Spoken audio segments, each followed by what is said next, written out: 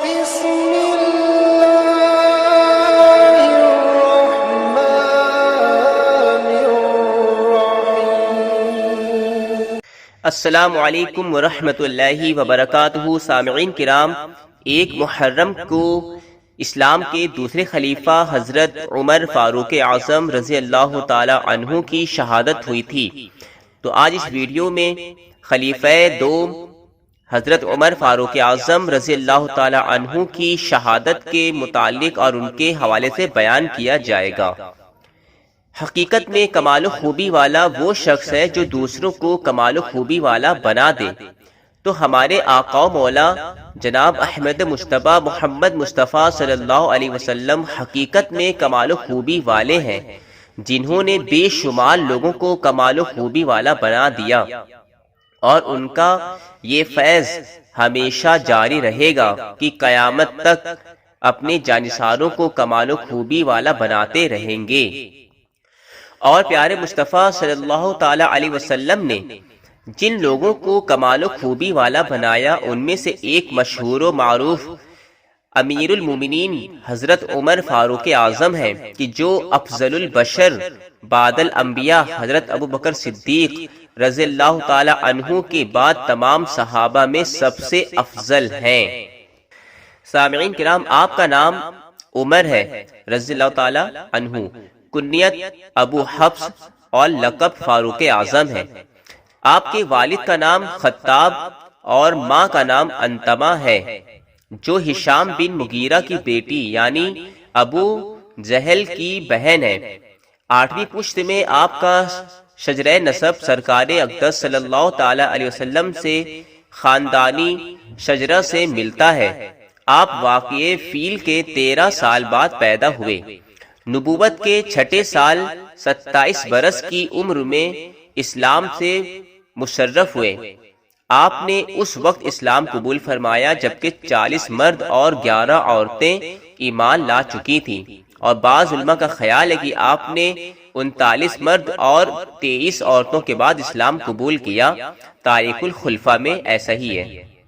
سامعین کرام، ترمذی شریف کی حدیث میں ہے کہ سرکار اقدس صلی اللہ تعالی علیہ وسلم دعا فرماتے تھے کہ یا الہی، عمر بن خطاب اور ابو جہل بن ہشام میں سے جو تجھے پیارا ہو، اس سے تو اسلام کو عزت عطا فرما۔ اور حقیقت میں ایسا ہی ہوا کہ یہ دعا پیارے نبی صلی اللہ تعالی علیہ وسلم کی حضرت عمر بن خطاب کے حق میں قبول ہو گئی، اور آپ اس کے چند دنوں کے بعد اسلام سے مشرف با اسلام ہو جاتے ہیں۔ سامعین کرام، آپ کے اسلام لانے کا واقعہ بھی بڑا دلچسپ ہے، کہ وہ اس طرح ہے کہ دن بدن جب مسلمانوں کی تعداد بڑھتے ہوئے دیکھ کر کفار مکہ نے ایک روز میٹنگ بنائی اور سب لوگ جمع ہوئے۔ سب نے یہ طے کیا کہ محمد صلی اللہ علیہ وسلم کو قتل کر دیا جائے، معاذ اللہ رب العالمین۔ مگر سوال پیدا ہوا کہ کون قتل کرے؟ مجمع میں اعلان ہوا کہ کوئی بہادر جو محمد کو قتل کر دے صلی اللہ علیہ وسلم۔ اس اعلان پر پورا مجمع تو خاموش رہا، مگر حضرت عمر نے کہا کہ میں ان کو قتل کروں گا۔ لوگوں نے کہا بے شک تم ہی ان کو قتل کر سکتے ہو۔ پھر حضرت عمر اٹھے اور تلوار لٹکائے ہوئے چل دیے۔ اسی خیال میں جا رہے تھے کہ ایک صاحب قبیلہ زہرہ کے، جن کا نام حضرت نعیم بن عبداللہ بتایا جاتا ہے، انہوں نے پوچھا کہ اے عمر، کہاں جا رہے ہو؟ کہا محمد صلی اللہ علیہ وسلم کو قتل کرنے جا رہا ہوں۔ حضرت نعیم نے کہا اس قتل کے بعد تم بنی ہاشم اور بنی زہرہ سے کس طرح بچ سکو گے؟ وہ تمہیں ان کے بدلے میں قتل کر دیں گے۔ اس بات کو سن کر وہ بگڑ گئے اور کہنے لگے معلوم ہوتا ہے کہ تم نے بھی اپنے باپ دادا کا دین چھوڑ دیا ہے، تو لاؤ میں پہلے تمہیں کو نپٹا دوں۔ یہ کہہ کر تلوار کھینچ لی، اور حضرت نعیم نے بھی یہ کہا کہ ہاں میں مسلمان ہو گیا ہوں، اپنی تلوار سنبھال لو۔ اور انہوں نے بھی اپنی تلوار نکال لی۔ ان قریب دونوں طرف سے تلوار چلنے کو تھی کہ حضرت نعیم رضی اللہ تعالی عنہ نے کہا کہ تو پہلے اپنے گھر کی خبر لے، تیری بہن فاطمہ بنت خطاب اور بہنوئی سعید بن زید دونوں اپنے باپ دادا کا دین چھوڑ کر مسلمان ہو چکے ہیں۔ یہ سن کر حضرت عمر رضی اللہ تعالی عنہ کو بے انتہا غصہ پیدا ہوا۔ وہیں سے پلٹ پڑے اور سیدھے اپنی بہن کے گھر پہنچے۔ وہاں حضرت خباب رضی اللہ تعالی عنہ دروازہ بند کیے ہوئے ان دونوں میاں بیوی کو قرآن مجید پڑھا رہے تھے۔ حضرت عمر رضی اللہ تعالی عنہ نے دروازہ کھولنے کے لیے کہا۔ ان کی آواز سن کر حضرت خباب رضی اللہ تعالی عنہ گھر کے ایک حصے میں چھپ گئے۔ بہن نے دروازہ کھولا، آپ گھر میں داخل ہوئے اور پوچھا تم لوگ کیا کر رہے تھے اور یہ آواز کس کی تھی؟ آپ کے بہنوئی نے بات کو ٹال دیا اور کوئی واضح جواب نہیں دیا۔ کہنے لگے مجھے معلوم ہوا کہ تم لوگ اپنے باپ دادا کا دین چھوڑ کر دوسرا دین اختیار کر لیے ہو۔ بہنوئی نے کہا ہاں، باپ دادا کا دین باطل ہے اور دوسرا دین حق ہے، بس یہ سننا تھا کہ بے تحاشا آپ ان پر ٹوٹ پڑے، ان کی داڑھی پکڑ کر کھینچی اور زمین پر پٹک کر خوب مارا۔ ان کی بہن چھڑانے کے لیے دوڑی تو ان کے منہ پر ایک گھونسا اتنی زور سے مارا کہ وہ خون سے تر بتر ہو گئیں۔ آخر وہ بھی حضرت عمر کی ہی بہن تھی۔ کہنے لگی کہ عمر، ہم کو اس وجہ سے مار رہے ہو کہ ہم مسلمان ہو گئے ہیں؟ کان کھول کر سن لو کہ تم مار مار کر ہمارے خون کا ایک ایک قطرہ نکال لو، یہ ہو سکتا ہے، لیکن ہمارے دلوں سے ایمان نکال لو، یہ ہرگز نہیں ہو سکتا۔ اور آپ کی بہن نے کہا میں گواہی دیتی ہوں کہ اللہ کے سوا کوئی معبود نہیں اور محمد صلی اللہ علیہ وسلم اللہ کے سچے رسول ہیں۔ بے شک ہم لوگ مسلمان ہو گئے ہیں، تجھ سے جو ہو سکے تو کر لے۔ بہن کے جواب اور ان کو خون میں تر بتر دیکھ کر حضرت عمر رضی اللہ تعالی عنہ کا غصہ ٹھنڈا ہوا۔ آپ نے فرمایا کہ اچھا مجھے وہ کتاب تو دو جو تم لوگ پڑھ رہے تھے تاکہ میں بھی اس کو پڑھوں۔ آپ کی بہن نے کہا تم ناپاک ہو اور اس مقدس کتاب کو پاک لوگ ہی ہاتھ لگا سکتے ہیں۔ حضرت عمر نے ہر چند اصرار کیا مگر وہ بغیر غسل کے دینے کو تیار نہ ہوئی۔ آخر حضرت عمر نے غسل کیا، پھر کتاب لے کر پڑھی۔ اس میں سورہ طٰہٰ لکھی ہوئی تھی۔ اس کو پڑھنا شروع کیا۔ جس وقت اس آیت کریمہ پر پہنچے اننی انا اللہ لا الہ الا انا فاعبدنی واقم الصلاۃ لذکری، یعنی بے شک میں اللہ ہوں، میرے علاوہ کوئی معبود نہیں، تو میری عبادت کرو اور میری یاد کے لیے نماز قائم کرو۔ پارہ 16 رکو نمبر 10۔ تو حضرت عمر رضی اللہ تعالی عنہ کہنے لگے کہ مجھے محمد صلی اللہ علیہ وسلم کی خدمت میں لے چلو۔ جس وقت حضرت خباب رضی اللہ تعالی عنہ نے یہ بات سنی تو آپ باہر نکل آئے اور کہا کہ اے عمر، میں تم کو خوشخبری دیتا ہوں کہ کل جمعرات کی شب میں سرکار اقدس صلی اللہ تعالی علیہ وسلم نے دعا مانگی تھی کہ یا الہی، عمر اور ابو جہل میں سے جو تجھے محبوب و پیارا ہو اس سے اسلام کو قوت عطا فرما۔ معلوم ہوتا ہے کہ رسول اللہ صلی اللہ علیہ وسلم کی دعا تمہارے حق میں قبول ہو گئی۔ رسول اکرم صلی اللہ علیہ وسلم اس وقت صفا پہاڑی کے قریب حضرت ارقم رضی اللہ تعالی عنہ کے مکان میں تشریف فرما تھے۔ حضرت خباب رضی اللہ تعالی عنہ آپ کو ساتھ لے کر رسول خدا صلی اللہ تعالی علیہ وسلم کی خدمت میں حاضر ہونے کے ارادے سے چلے۔ حضرت ارقم رضی اللہ تعالی عنہ کے دروازے پر حضرت حمزہ، حضرت طلحہ اور کچھ دوسرے صحابہ کرام رضی اللہ تعالی عنہم حفاظت اور نگرانی کے لیے بیٹھے ہوئے تھے۔ حضرت حمزہ رضی اللہ تعالی عنہ نے آپ کو دیکھ کر فرمایا کہ عمر آ رہے ہیں، اگر اللہ تعالیٰ کو ان کی بھلائی منظور ہے تب تو یہ میرے ہاتھ سے بچ جائیں گے، اور اگر ان کی نیت کچھ اور ہے تو اس وقت ان کا قتل کرنا بہت آسان ہے۔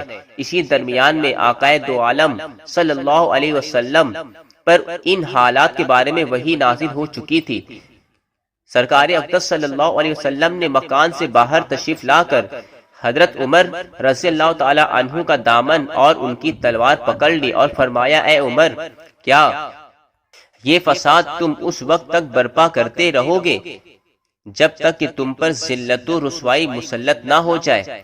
یہ سنتے ہی حضرت عمر رضی اللہ تعالی عنہ نے کہا اشہد ان لا الہ الا اللہ وَأَنَّكَ عَبْدُ اللَّهِ وَرَسُولُهُ، یعنی میں گواہی دیتا ہوں کہ اللہ کے سوا کوئی معبود نہیں، اور میں گواہی دیتا ہوں کہ آپ اللہ تعالیٰ کے بندے اور اس کے رسول ہیں۔ تاریخ الخلفاء کا ریفرنس ہے۔ اس طرح اللہ کے پیارے مصطفیٰ صلی اللہ علیہ وسلم کی دعا حضرت عمر رضی اللہ تعالیٰ عنہ کے حق میں قبول ہوئی۔ اعلیٰ حضرت رحمۃ اللہ تعالیٰ علیہ فرماتے ہیں، اجابت کا صحرا، عنایت کا جوڑا، دلہن بن کے نکلی دعائے محمد صلی اللہ علیہ وسلم۔ سامعین کرام، اس واقعے سے یہ بات واضح طور پر معلوم ہوئی کہ اسلام بزور شمشیر نہیں پھیلا۔ دیکھیں، اسلام قبول کرنے والے کے ہاتھ میں شمشیر تھی اور اسلام پھیلانے والے کا ہاتھ شمشیر سے خالی ہے۔ اسی لیے تو کہا جاتا ہے کہ اسلام جو پھیلا ہے وہ اخلاق کی بلندیوں سے پھیلا ہے، اخلاق سے پھیلا ہے، نہ کہ تلوار سے۔ تو سامعین کرام، یہ واقعہ تھا حضرت عمر فاروق اعظم رضی اللہ تعالیٰ عنہ کے ایمان لانے کا۔ سامعین کرام، آپ کی کرامتیں اس ویڈیو میں بیان نہیں کی جائیں گی کیونکہ ویڈیو بہت زیادہ لمبی ہو جائے گی، اس لیے اب ہم شہادت کا بیان کر دینا مناسب سمجھتے ہیں۔ بخاری شریف میں ہے کہ حضرت عمر رضی اللہ تعالی عنہ نے بارگاہ الہی میں دعا کی، اللہم ارزقنی شہادتا فی سبیلک واجعل موتی فی بلد رسولک، یعنی یا الہی العالمین مجھے اپنی راہ میں شہادت عطا فرما اور اپنے رسول کے شہر میں مجھے موت نصیب فرما۔ تاریخ الخلفاء صفحہ نمبر 90۔ حضرت عمر رضی اللہ تعالی عنہ کی دعا اس طرح قبول ہوئی کہ حضرت مغیرہ بن شعبہ رضی اللہ تعالی عنہ کے مجوسی غلام ابو لولو نے آپ سے شکایت کی کہ اس کے آقا حضرت مغیرہ روزانہ اس سے 4 درہم وصول کرتے ہیں، آپ اس میں کمی کر دیجئے۔ آپ نے فرمایا کہ تم لوہار اور بڑی کا کام خوب اچھی طرح جانتے ہو اور نقاشی بھی بہت عمدہ کرتے ہو، تو 4 درہم یومیہ تمہارے اوپر زیادہ نہیں ہے۔ اس جواب کو سن کر وہ غصے سے تلبلاتا ہوا واپس چلا گیا۔ کچھ دنوں کے بعد حضرت عمر رضی اللہ تعالی عنہ نے اسے پھر بلایا اور فرمایا کہ تو کہتا تھا کہ اگر آپ کہیں تو میں ایسی چکی تیار کر دوں جو ہوا سے چلے۔ اس نے تیور بدل کر کہا کہ ہاں، میں آپ کے لیے ایسی چکی تیار کر دوں گا جس کا لوگ ہمیشہ ذکر کیا کریں گے۔ جب وہ چلا گیا تو آپ نے فرمایا کہ یا لڑکا مجھے قتل کی دھمکی دے کر گیا ہے، مگر آپ نے اس کے خلاف کوئی کارروائی نہیں کی۔ ابو لولو نے آپ کے قتل کا پختہ ارادہ کر لیا، ایک خنجر پر ڈھال لگائی اور اس کو زہر میں بجھا کر اپنے پاس رکھ لیا۔ حضرت عمر رضی اللہ تعالی عنہ فجر کی نماز کے لیے مسجد نبوی تشریف لے گئے، اور ان کا طریقہ تھا کہ وہ تکبیر تحریمہ سے پہلے فرمایا کرتے تھے کہ صفیں سیدھی کر لو۔ یہ سن کر ابو لولو آپ کے بالکل قریب صف میں آ کر کھڑا ہو گیا اور پھر آپ کے کندھے اور پہلو پر خنجر سے 2 وار کیا، جس سے آپ گر پڑے۔ اس کے بعد اس نے اور نمازیوں پر حملہ کر کے 13 آدمیوں کو زخمی کر دیا، جن میں سے بعد میں 6 افراد کا انتقال ہو گیا۔ اس وقت جبکہ وہ لوگوں کو زخمی کر رہا تھا، ایک عراقی نے اس پر کپڑا ڈال دیا، اور جب وہ اس کپڑے میں الجھ گیا تو اس نے اسی وقت خودکشی کر لی۔ چونکہ اب سورج نکلتا، اس لیے حضرت عبد الرحمن بن عوف رضی اللہ تعالی عنہ نے 2 مختصر صورتوں کے ساتھ نماز پڑھائی اور حضرت عمر رضی اللہ تعالی عنہ کو آپ کے مکان پر لائے۔ پہلے آپ کو نبیس پلائی گئی تو زخموں کے راستے سے باہر نکل گئی، پھر دودھ پلایا گیا مگر وہ بھی زخموں سے باہر نکل گیا۔ کسی شخص نے آپ سے کہا کہ آپ اپنے فرزند عبداللہ کو اپنے بعد خلیفہ مقرر کر دیں۔ آپ نے اس شخص کو جواب دیا کہ اللہ تعالیٰ تمہیں غارت کرے، تم مجھے ایسا غلط مشورہ دے رہے ہو جسے اپنی بیوی کو صحیح طریقے سے طلاق دینے کا سلیقہ بھی نہ ہو، کیا میں ایسے شخص کو خلیفہ مقرر کر دوں؟ پھر آپ نے حضرت عثمان، حضرت علی، حضرت طلحہ، حضرت زبیر، حضرت عبد الرحمن بن عوف، حضرت سعد رضی اللہ تعالی عنہم کی انتخاب خلیفہ کے لیے ایک کمیٹی بنا دی اور فرمایا کہ انہی میں سے کسی کو خلیفہ مقرر کیا جائے۔ اس کے بعد آپ نے اپنے صاحبزادے حضرت عبداللہ سے فرمایا کہ بتاؤ ہم پر کتنا قرض ہے۔ انہوں نے حساب کر کے بتایا کہ تقریباً 86,000 قرض ہے۔ آپ نے فرمایا کہ وہ رقم ہمارے مال سے ادا کر دینا، اگر اس سے پورا نہ ہو تو بنو عدی سے مانگنا، اور اگر ان سے بھی پورا نہ ہو تو قریش سے لینا۔ پھر آپ نے فرمایا کہ جاؤ حضرت عائشہ رضی اللہ تعالی عنہا سے کہو کہ عمر اپنے دوستوں کے پاس دفن ہونے کی اجازت چاہتا ہے۔ حضرت عبداللہ بن عمر ام المومنین حضرت عائشہ صدیقہ رضی اللہ تعالی عنہا کے پاس گئے اور اپنے باپ کی خواہش کو ظاہر کی۔ انہوں نے فرمایا کہ یہ جگہ تو میں نے اپنے لیے محفوظ کر رکھی تھی، مگر میں آج اپنی ذات پر حضرت عمر رضی اللہ تعالی عنہ کو ترجیح دیتی ہوں۔ جب آپ کو یہ خبر ملی تو آپ نے خدا کا شکر ادا کیا۔ 26 ذی الحجہ 23 ہجری بدھ کے دن آپ زخمی ہوئے۔ 3 دن کے بعد 10 برس 6 ماہ 4 دن امور خلافت کو انجام دے کر 63 سال کی عمر میں وفات پائی۔